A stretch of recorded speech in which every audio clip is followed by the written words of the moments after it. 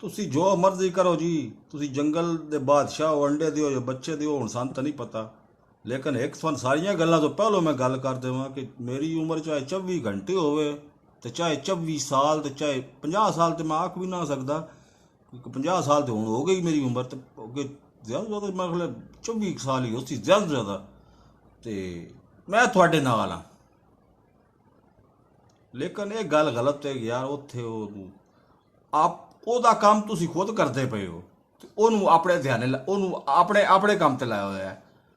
ਉਸ ਉੱਥੇ ਇਲਾਹੀ ਬਖਸ਼ ਸੁਮਰੋ ਤੇ ਗੌਸ ਅਲੀ ਸ਼ਾਹ ਜਿਹੜੇ ਇਹੋ ਜਿਹੇ ਲੋਕ ਸ਼ਾਮਲ ਪਏ ਹੁੰਦੇ ਨੇ। ਸਾਫ਼ ਨਜ਼ਰ ਆਉਂਦਾ ਪਿਆ ਕਿ ਇਹ ਸਰਕਾਰੀ ਪਾਰਟੀ ਬਣਦੀ ਪਈ ਸਿੰਧ ਚੋਂ। ਇਹ ਤਾਂ ਠੀਕ ਨਹੀਂ ਨਾ ਜੀ। ਬਹਰਹਾਲ ਤੁਸੀਂ ਜੋ ਮਰਜ਼ੀ ਕਰੋ ਜੀ।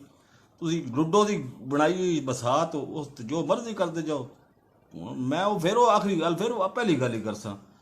ਤੁਸੀਂ ਅੰਡੇ ਦਿਓ ਜਾਂ ਬੱਚੇ ਦਿਓ, ਅਸੀਂ ਤੁਹਾਡੇ ਨਾਲ ਆ। ਅੱਲਾ ਹਾਫਿਜ਼। ਤੇ ਇਹ ਮੇਰੇ ਚੈਨਲ ਨੂੰ ਸਬਸਕ੍ਰਾਈਬ ਜ਼ਰੂਰ ਕਰਨਾ ਤੇ ਨਾਲ ਵੀਡੀਓ ਜ਼ਿਆਦਾ ਤੋਂ ਜ਼ਿਆਦਾ ਲੋਕਾਂ ਨੂੰ ਵੰਡੋ, ਵੰਡੀ ਜਾਓ। ਅੱਲਾ ਹਾਫਿਜ਼।